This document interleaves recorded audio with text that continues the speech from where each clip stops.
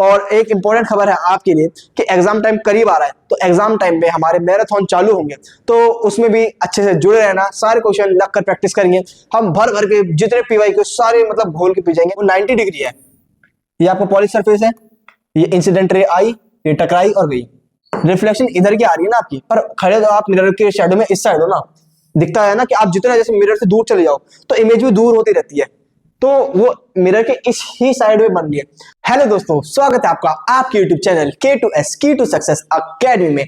आज हम करने जा रहे हैं क्लास 10th का हमारा chapter light reflection and refraction का मोस्ट इंपोर्टेंट क्वेश्चंस का लेक्चर। लास्ट लेक्चर में कॉन्सेप्ट के साथ पूरा चैप्टर हमने अच्छे से समझ रखा है, उम्मीद है आपने अच्छे से समझा होगा वहां जाके। और अगर बाय चांस नहीं देख पाए हो तो लिंक डिस्क्रिप्शन में दे रखा है, जाओ, वेट क्यों कर रहे हो, जाओ देखो जाके। आज हम उसी चैप्टर के मोस्ट इंपोर्टेंट क्वेश्चंस को लेके चलेंगे, हमारा प्यारा सा chapter light reflection and refraction के साथ। तो चलिए स्टार्ट करते हैं। सबसे पहला क्वेश्चन आपका कह रहा है which of the following statement is true regarding the angle of incidence and the angle of reflection। पहला ऑप्शन है आपका the angle of incidence is always greater than the angle of reflection। जो आपका angle of incidence है वो always greater then angle of reflection होता है ना जी, ये बात तो बिल्कुल गलत है यार, ये तो हमने पढ़ रखा है। The angle of incidence is always less than the angle of reflection, ये बात है क्या सही कि एंगल ऑफ इंसिडेंस है वो लेस देन होता है एंगल ऑफ रिफ्लेक्शन के मुकाबले, तो ना जी ये बात भी गलत है।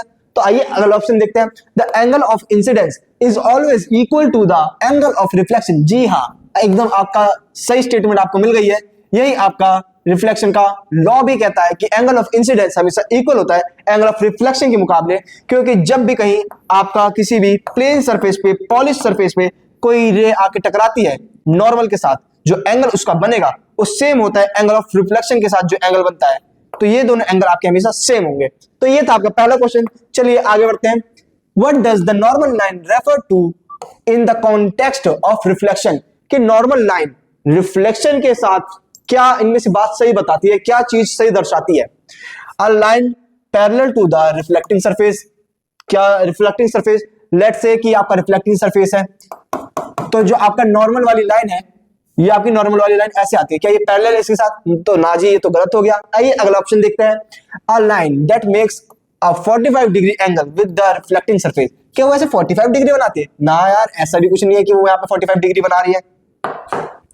तो next option, a line perpendicular the reflecting surface at the point of incidence. तो जी हाँ, अगर यहाँ से आपकी कोई इंसिडेंट रे आ रही है और यहाँ से रिफ्लेक्ट करके जा रही है, तो उस टाइम पे जो आपकी लाइन बनती है यहाँ पे परपेंडिकुलर होती है हमेशा, जिसको आप नॉर्मल से या एन से डिनोट करते हैं, हमेशा रिफ्लेक्टिंग सरफेस के परपेंडिकुलर होता है। तो ऑप्शन नंबर सी आपका करेक्ट हो जाएगा।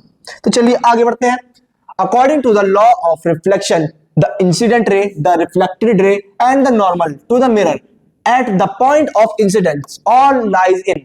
तो याद करो, यही आपका जो सेकंड लॉ है लॉज ऑफ रिफ्लेक्शन में, जो सेकंड लॉ है वो यही कहता है कि आपका angle of incidence, angle of reflection और नॉर्मल सारे के सारे एक ही प्लेन पे लाई करते हैं, तो all incidents all lies in the same plane. तो ऑप्शन नंबर सी भी यहाँ पे आपका सही हो जाएगा। नेक्स्ट क्वेश्चन की तरफ बढ़ते हैं। चलिए, if an incident ray strikes a plane mirror at an angle of 30 degree, यानी कि आपका जो इंसिडेंट एंगल है वो 30 डिग्री है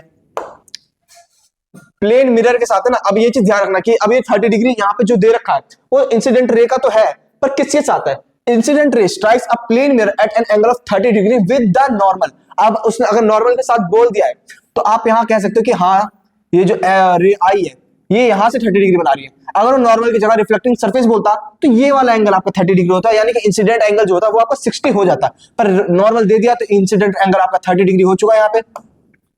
what is the angle of reflection, जो इंसिडेंट रे आ रही है वो रिफ्लेक्ट जब करेगी तो किस एंगल से करेगी, तो हमने तो अभी पिछले क्वेश्चन में पढ़ा है कि एंगल ऑफ इंसिडेंस और रिफ्लेक्शन हमेशा बराबर होता है। जो आपका लॉज ऑफ रिफ्लेक्शन का पहला लॉ कहता है कि अगर आई 30 है तो आर भी आपका 30 डिग्री हो जाएगा। तो ऑप्शन नंबर सी यहाँ पे आपका करेक्ट है। नेक्स्ट क्वेश्चन में बढ़ते हैं। Which of the following statement is correct representation of the first law of reflection। देखो, अब जो पोजीशन होती है ना लॉस की वो भी बहुत ज्यादा इंपॉर्टेंट है। हमारा फर्स्ट लॉ क्या कहता था कि एंगल ऑफ इंसिडेंस और एंगल ऑफ रिफ्लेक्शन दोनों बराबर होते हैं। सेकंड लॉ क्या कहता है कि इंसिडेंट रे, रिफ्रैक्टेड रे और नॉर्मल तीनों के तीनों एक प्लेन पे ही लाई करेंगे, तो इनकी पोजीशन याद रखना। अब इसने अगर यहाँ बोल दिया कि फर्स्ट लॉ बताओ, तो वो ऑप्शन में ऐसा कर सकता है कि आपको दोनों लॉज दे दे, क्या पता ऑप्शन में आपको लॉज ऑफ रिफ्लेक्शन भी दे, पर उसकी तो कोई चिंता है नहीं कि कॉन्सेप्ट आपने अच्छे से क्लियर कर रखा है हमारे लेक्चर में हमारे साथ पढ़ के। तो आइए ऑप्शन देखते हैं, the angle of incidence is always greater than the angle of reflection. ना, ये तो गलत आ गया। The incident ray, the reflected ray and normal surface पे सारे एक प्लेन में लाई करते हैं। अब देखो ये आगे ना कि सेकंड लॉ भी आपका दे दिया, तो अभी एक बार चेक करते हैं। है तो आपके लॉज ही, the speed of light change upon the reflection from a surface. जब भी रिफ्लेक्शन मारती है कि आपका एक प्लेन सरफेस हो गया, ठीक है, यहां से इंसिडेंट रे आई रिफ्लेक्ट होकर जा रही है, तो क्या इसकी जो इंटेंसिटी है वो चेंज हो रही है कि यहां से आपने व्हाइट लाइट है कि यहां से येलो लाइट होकर जा रही है, क्या इसकी डेंसिटी चेंज हो रही है? नहीं, ऐसा तो हमने आप पूरे चैप्टर में कहीं नहीं पढ़ा, तो ऐसा है भी नहीं। क्योंकि फिर अगला ऑप्शन आपको देखते हैं, light reverse its path upon the reflection. Reflection में क्या पाथ रिट्रेस कर लेती है कि आपकी रे ऐसे सरफेस पे आई तो वापस ऐसे जा रही है। अरे कर्वेचर थोड़ी है, ये तो हमने लेंसेज में पढ़ा था कि कर्वेचर से जब जाती है तो कर्वेचर के साथ आती है, ये वो वाला कॉन्सेप्ट हो गया। तो ये चीज भी यहाँ पे अप्लाई नहीं होगी। तो अब यहाँ पे कोई ऑप्शन बचा ही नहीं, तो इसका मतलब आपका ऑप्शन नंबर जो बी है वही करेक्ट हो जाएगा। अगर वो यहाँ पे मेंशन करता कि ऑल लाइज इंसिडेंट रे और रिफ्लेक्टेड रे का जो एंगल बन रहा है क्या वो इक्वल है, ऐसे भी ऑप्शन देता, तो वो आपका आंसर नहीं होता। एक्चुअली वो आंसर होता, क्यों? क्योंकि है तो फर्स्ट लॉ, पर ये आता है सेकंड पोजीशन पे। फर्स्ट पोजीशन पे क्या आता है कि एंगल जो आपका आई है वही आपका एंगल आर है। कोई ये था आपका फर्स्ट लॉ, और उसी फर्स्ट लॉ का सेकंड पार्ट ये वाला जो आपका ऑप्शन भी है। अब ये आपका दे नहीं रखा मुझे, तो आप इसको कहोगे ठीक है। तो उम्मीद है कॉन्सेप्ट यहाँ पे आपका अच्छे से क्लियर हुआ होगा। चलिए आगे बढ़ते हैं। Which of the statement is not a law of reflection? इनमें से कौन सा आपका लॉ ऑफ रिफ्लेक्शन नहीं है? The incident ray, the reflected ray and the normal to the surface all lies in same plane। ये तो आपका लॉ है, तो ये ऑप्शन तो आपका नहीं होगा। यहाँ पे आपसे बोला है ना कि not a law of reflection, the angle of incidence is equal to the angle of reflection. तो हाँ, ये भी आपका एक लॉ है, तो ये भी आपका ऑप्शन नहीं होगा। The incident ray, the reflected ray and normal to the surface are perpendicular to each other. क्या ये सारे परपेंडिकुलर होते हैं आपस में? नहीं, नॉर्मल परपेंडिकुलर होता है। एक बार अगले पे भी नजर मारते हैं। Reflection occurs such that the path length taken by the light from the source of the observer reflecting off the surface is at an extremium। तो हाँ जी, कि जब भी आपका कोई रिफ्लेक्टिंग सरफेस पे आता है और यहाँ पे इंसिडेंट कर रहा है, तो ये जब जाएगी ना तो एक्सट्रीम पाथ पे जाएगी, वो आपका पता नहीं चलेगा किधर को जा रही है। तो आपका ऑप्शन नंबर यहाँ पे जो सी है वो करेक्ट हो जाएगा कि incident ray, reflected ray and normal to the surface are perpendicular to each other. तो क्या परपेंडिकुलर है? ये आपने यहाँ नॉर्मल ड्रॉ कर लेते हैं। यहाँ ये क्या है, नॉर्मल परपेंडिकुलर हो सकता है आपके मिरर के साथ, जो आपका पॉलिश सरफेस है उसके साथ, पर क्या ये आपस में भी परपेंडिकुलर है? नहीं, ये तो किसी थीटा एंगल से, किसी आई, किसी आर एंगल के साथ आ रहे हैं और होकर जा रहे हैं। तो ऑप्शन नंबर आपका सी है जो लॉज ऑफ रिफ्लेक्शन को नहीं दर्शाता। तो करेक्ट ऑप्शन आपका हो जाएगा ऑप्शन नंबर सी। तो चलिए आगे बढ़ते हैं। नेक्स्ट क्वेश्चन क्या रहा है, a ray of light is incident on a plane mirror such that the angle between the incident ray and the mirror surface. अब देखो ये वही बात आ गई ना कि एंगल बिटवीन इंसिडेंट रे और प्लेन मिरर, ये आपका पॉलिश सरफेस आ गया, पॉलिश भी मार देते हैं, चलो हाथों हाथ। अभी पॉलिश सरफेस हो गया आपका। अब यहां पे आपकी इंसिडेंट रे आ रही है, ये आई आपकी इंसिडेंट रे, और ये होके गई रिफ्लेक्शन मार के। ठीक है, एक काम करते हैं, यहां पे अपना नॉर्मल भी ड्रॉ कर लेते हैं। लीजिए आपका नॉर्मल भी आ गया, यहां पे ये आ गया आपका नॉर्मल, ये आ गई आपकी इंसिडेंट रे, ये आ गई आपकी रिफ्लेक्टेड रे, ये आया आपका एंगल ऑफ इंसिडेंस, ये आया आपका एंगल ऑफ रिफ्लेक्शन। ठीक है, उसने बोला कि 40 डिग्री बना रहा है इंसिडेंट रे मिरर के साथ, यानी कि ये आपका 40 डिग्री है। ठीक है, what is the angle of reflection, हमको आर बताना है, कैलकुलेट क्या करना है हमको, एंगल आर आपको कैलकुलेट करना है। तो अगर ये 40 है तो नॉर्मल हमेशा आपका परपेंडिकुलर होता है, तो फिर जो आपका आई होगा वो होगा आपका 90 माइनस 40। क्यों? टोटल 90 है और आई चाहिए, तो पूरे में से इतना माइनस कर देंगे, एंगल ऑफ इंसिडेंस आ जाएगा। तो आपका एंगल ऑफ इंसिडेंस यहां से 50 आता है, 50 डिग्री आपका आई आ गया। तो आर क्या होगा, अगर आपका आई 50 डिग्री है तो फर्स्ट लॉ हमारा क्या था कि आई और आर बराबर होंगे, आई और आर बराबर है, तो यानी कि आपका एंगल आर जो है वो भी 50 डिग्री हो जाएगा। तो करेक्ट ऑप्शन बी हो जाएगा यहाँ पे आपका। तो उम्मीद है आपको समझ आया होगा। तो चलिए आगे बढ़ते हैं। If the angle between the incident ray and the reflected रे इज 90 डिग्री, अगर जो आपका इंसिडेंट रे है और रिफ्लेक्टेड रे है वो 90 डिग्री है, ये आपका पॉलिश सरफेस है, ये इंसिडेंट रे आई, ये टकराई और गई। ठीक है, ये आपका नॉर्मल है यहाँ पे, जो ये टोटल एंगल दे रखा है ना, ये आपको दे रखा है 90, इन दोनों के बीच वाला एंगल क्वेश्चन बोल रखा है, ठीक है ना, कंफ्यूजन ना हो कि इंसिडेंट और रिफ्लेक्टेड को मिला के टोटल 90 डिग्री है। What is the angle of incidence, तो आपका सिर्फ जो ये वाला एंगल है ये कितना होगा, ये आपको बताना है। तो ये जो आपका टोटल एंगल है 90 डिग्री, ये कैसे आया, ये एंगल आई जो है आपका प्लस एंगल आर जो है आपका, ये दोनों मिला के तो आपका 90 डिग्री आया। पर हमारा फर्स्ट लॉ कहता है कि एंगल आई हमारा एंगल आर के बराबर है, एंगल आई आर के बराबर है, तो आप इसको लिख सकते हो एंगल आई प्लस एंगल आई, एंगल आई प्लस एंगल आई आपका 90 हो गया, तो यहाँ पे हो गया आपका एंगल 2i 90 डिग्री। तो एंगल आई या फिर एंगल ऑफ इंसिडेंस, जिसको आप एंगल ऑफ रिफ्लेक्शन भी कह सकते हो, तो आ गया आपका 90 डिग्री। तो हमसे क्या पूछा था कि एंगल ऑफ इंसिडेंस बताना है, एंगल ऑफ इंसिडेंस आपका 90 डिग्री आ गया है, तो करेक्ट ऑप्शन आपका हो जाएगा यहां से, एक सेकेंड 90 नहीं, अरे कैलकुलेशन मिस्टेक हुई, 90/2, जब ये कटेगा यहां से, कटने के बाद ये आपका 45 डिग्री बनेगा। करेक्ट कर लेना कि 90/2 आया ना, क्योंकि दोनों ऐड हो गए तो 2i हो गया, तो फिर i और r बराबर आएंगे, जब 2 डिवाइड हो जाएगा तो ये आएगा 45 डिग्री, तो करेक्ट ऑप्शन आपका हो जाएगा यहाँ पे ऑप्शन बी 45 डिग्री। तो आगे बढ़ते हैं, which of the following statement is a correct description of the laws of reflection, कौन सा करेक्टली डिस्क्राइब करता है लॉज ऑफ रिफ्लेक्शन को, आइए देखते हैं। The angle of incidence is always greater than the angle of reflection, नहीं ये तो गलत हो गया। The incident ray, the reflected ray and normal to the surface all lies in the same plane, तो हाँ ये आपका करेक्टली डिस्क्राइब कर रहा है। ये रिपीट है क्वेश्चन आई थिंक, नहीं उसमें पूछा था कौन सा डिस्क्राइब नहीं कर रहा है, इसमें पूछा कौन सा डिस्क्राइब कर रहा है, डिफरेंट क्वेश्चन है। तो इंसिडेंट रे, रिफ्लेक्टेड और नॉर्मल सारे सेम प्लेन में लाई करते, तो हाँ ये तो करते हैं, तो ऑप्शन नंबर बी आपका यहाँ पे करेक्ट हो जाएगा। चलिए आगे बढ़ते हैं, which of the following statement correctly describe the second law of reflection. अब देखो सेकंड लॉ पूछ रहा है यहाँ पे, सेकंड लॉ पे अब ध्यान दो, the angle of incidence is always greater than the angle of reflection, the incident ray, the reflected ray and the normal to the surface all lies in the same plane, light reverse its path upon reflection, the speed of light change after reflection. तो इसमें से second law आपका कौन सा हो गया, second law आपका हो गया यहाँ पे ये वाला कि एंगल ऑफ इंसिडेंस रिफ्लेक्शन और सारे लाई करते हैं सेम प्लेन के अंदर। फर्स्ट लॉ आपका क्या है कि इंसिडेंट और रिफ्लेक्टेड दोनों के एंगल आपके बराबर आते हैं, ये तो आपका फर्स्ट लॉ होता है। और आपका सेकंड लॉ होता है कि आपका जो इंसिडेंट रे है, रिफ्लेक्टेड रे है और आपका जो नॉर्मल है वो सारे सेम प्लेन पे आएंगे, ठीक है। तो उम्मीद है ये आपको क्लियरिफाई हो गया होगा। चलिए आगे बढ़ते हैं नेक्स्ट क्वेश्चन की तरफ। क्वेश्चन नंबर 11 आपका आ गया है, विच of the following statement is correctly describe the angle of incidence, कौन सा स्टेटमेंट इसमें एंगल ऑफ इंसिडेंस को अच्छे से डिस्क्राइब कर रहा है। तो चलिए देखते हैं, the angle between incident ray and the reflected surface, reflected ray यानी कि आपका ये सरफेस है, ये आई रे, ये गई रे, ठीक है। तो इन दोनों के बीच का क्या आपका एंगल ऑफ इंसिडेंस होता है, तो नहीं ऐसा तो नहीं पढ़ा हमने कहीं पे भी। तो और क्या हो सकता है, the angle between the incident ray and the surface, ये वाला एंगल है क्या कि सरफेस जो आपका पॉलिश सरफेस है वो वाला एंगल है, तो नहीं ये भी नहीं है। The angle between the incident ray and the normal to the surface, actually correct statement यही है कि जो इंसिडेंट रे और नॉर्मल के बीच में जो एंगल बनता है वो आपका एंगल ऑफ इंसिडेंस होता है। तो करेक्ट ऑप्शन आपका हो जाएगा ऑप्शन नंबर सी। नेक्स्ट चलते हैं आगे।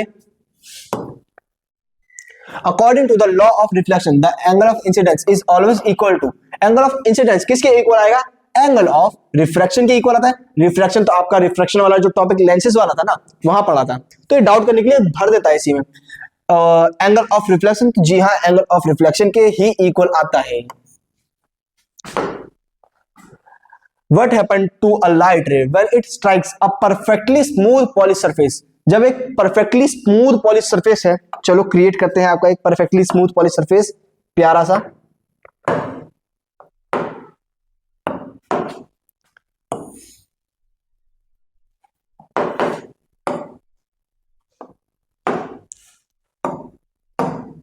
अब यहां से आपकी इंसिडेंट रे को लाते हैं, ये इंसिडेंट रे आई और ये गई, तो क्या हो रहा है, कौन सा फिनोमिना यहां पे आपको देखने को मिल रहा है।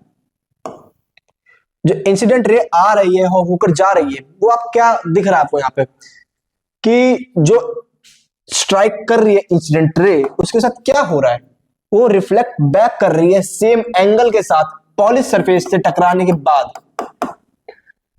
तो ऑप्शन देखते हैं, it absorbs by the surface, क्या सरफेस एब्जॉर्ब कर लेगी? नहीं। It passes through the surface, क्या पासेस इसके आर पर चलेगी? कैसे चलेगी? अगर रिफ्रैक्शन हो रहा होता तब ये पास कर जाती।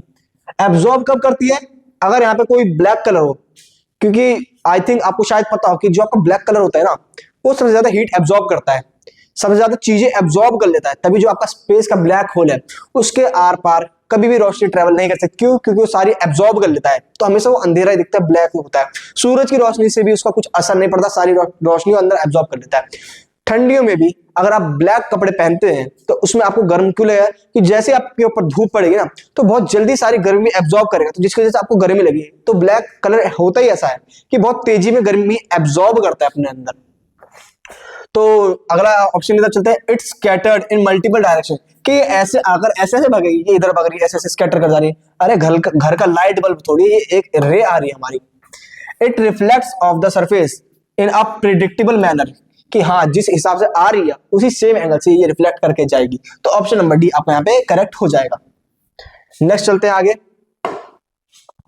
क्वेश्चन नंबर 14 पे। In reflection the incident ray, the reflected ray and the normal to the surface all lies in the same, कहां? सेम प्लेन पे लाई करेगी। नेक्स्ट आगे बढ़ते हैं। If a light ray strike a plane mirror at an angle of incidence 30 degree, what will be the angle of reflection? अगर angle of incidence आपका 30 degree है तो angle of reflection आपका क्या होगा? चलो ये वाला क्वेश्चन आपको होमवर्क में दिया, कमेंट सेक्शन में इसका आंसर जरूर बताएं, टाइम स्टैम्प्स के साथ क्वेश्चन नंबर डाल के क्वेश्चन नंबर 15 की इसका आंसर क्या होगा। चलिए आगे बढ़ते हैं क्वेश्चन नंबर 16 की तरफ। Light travels faster in which of the following media? Important question है काफी ज्यादा, कि इनमें से कौन सी मीडियम में लाइट सबसे ज्यादा फास्ट ट्रेवल करती है? थोड़ा रिफ्लेक्शन से रिलेटेड है, कि आपका वाटर से, ग्लास से, एयर से या वैक्यूम से। इसके लिए आपका जरूरी है रिफ्रैक्टिव इंडेक्स के बारे में पता होना। रिफ्रैक्टिव इंडेक्स क्या होता है? रिफ्रैक्टिव इंडेक्स आपका स्नेल्स लॉ के हिसाब से आपका sine of angle of incidence to the ratio of sine of angle of reflection का जो रेशियो आता है वो आपका रिफ्रैक्टिव इंडेक्स होता है। या फिर एब्सोल्यूट रिफ्रैक्टिव इंडेक्स के टर्म्स में आप देखो तो आप ऐसे कह सकते हो कि n21 इक्वल्स टू में refractive index of second media upon में refractive index of first media. आप ऐसे भी कर सकते हो। इसको और कैसे कैलकुलेट कर सकते हैं कि रिफ्लेक्टिव इंडेक्स हमारा रेशियो होता है speed of light in air या फिर vacuum to the speed of light in another medium, जो इसके अलावा दूसरा मीडियम है जो पेयर है उनका।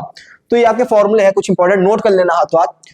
तो इनमें से रिफ्लेक्टिव इंडेक्स देखो किसमें ज्यादा तेज ट्रेवल करेगी? रिफ्लेक्टिव इंडेक्स जिसका ज्यादा होगा उसकी स्पीड कम होगी, क्योंकि रिफ्लेक्टिव इंडेक्स जो है वो इनवर्सली प्रोपोर्शनल है। ये तो आपका स्पीड ऑफ लाइट वैक्यूम जो आपका नॉर्मल कोई भी कॉमन चीज है तो ये रेफरेंस में नहीं लिया जाएगा, कांस्टेंट हो रहती है, ये कभी चेंज नहीं होती। Speed of light in air हमेशा आपकी 3 × 10 to the power 8 है, तो ये हमेशा इतनी ही रहेगी, ये चेंज नहीं होगी, तो ये कांस्टेंट है। तो ये इनवर्सली प्रोपोर्शनल हो गया आपका जो सेकंड मीडियम है उसकी स्पीड है। तो अगर स्पीड ज्यादा करनी है तो रिफ्लेक्टिव इंडेक्स कम करना पड़ेगा। तो जिसका रिफ्लेक्टिव जितना ज्यादा कम, स्पीड उतनी ज्यादा। तो इनमें से सबसे ज्यादा रिफ्लेक्टिव इंडेक्स किसका कम होता है? रिफ्लेक्टिव इंडेक्स क्या दिखाता है? डेंसिटी, भीड़ भाड़ जो होती है वो दिखाएगा। तो मॉलिक्यूल सबसे ज्यादा पास किस में होंगे? ग्लास में सबसे ज्यादा होंगे, तो सबसे कम स्पीड में ग्लास में ट्रेवल करेंगे। उसके बाद एयर वैक्यूम को छोड़ो, वाटर को देखते हैं, क्या वाटर में ज्यादा डेंस है इन दोनों को? तो जी हाँ, तो वाटर में ग्लास के मुकाबले तेज ट्रेवल करेगी, पर इन दोनों के मुकाबले स्लो ट्रेवल करेगी। हमसे पूछा गया है फास्टेस्ट, तो बचा एयर और वैक्यूम। इसके लिए आपको बताना चाहिए एयर और वैक्यूम का रिफ्रैक्टिव इंडेक्स। तो वैक्यूम का आपका रिफ्रैक्टिव इंडेक्स 1 होता है, एयर का आपका 1.003 होता है।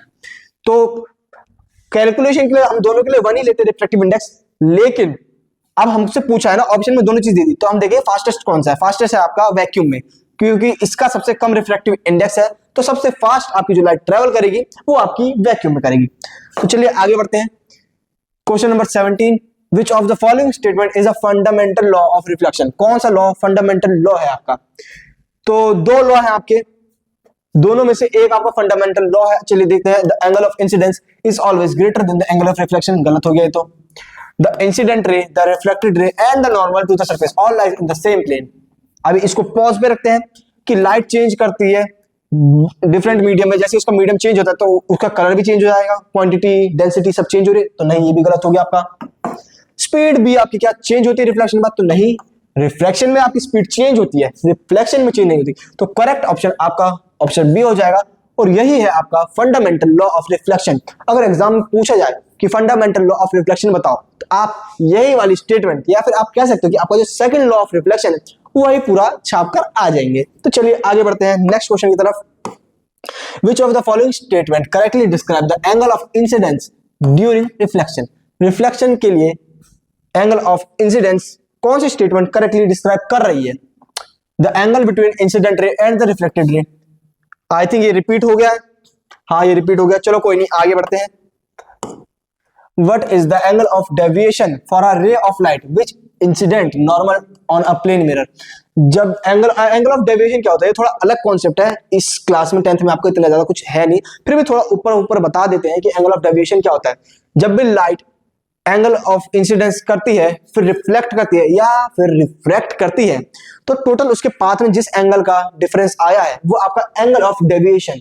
डेविएशन यानी कि कितना अपने पाथ से डेविएट हो गई है। अगर सिंपल रिफ्लेक्शन कर रही है तो टोटल उसका डेविएशन इतना एंगल का आया है पूरे पाथ से, तो ये आपका एंगल ऑफ डेविएशन जिसको आप डेल्टा से डिनोट करते हैं। अगर रिफ्लेक्शन का केस चल रहा हो कि यहाँ पे आपका कोई स्लैब है,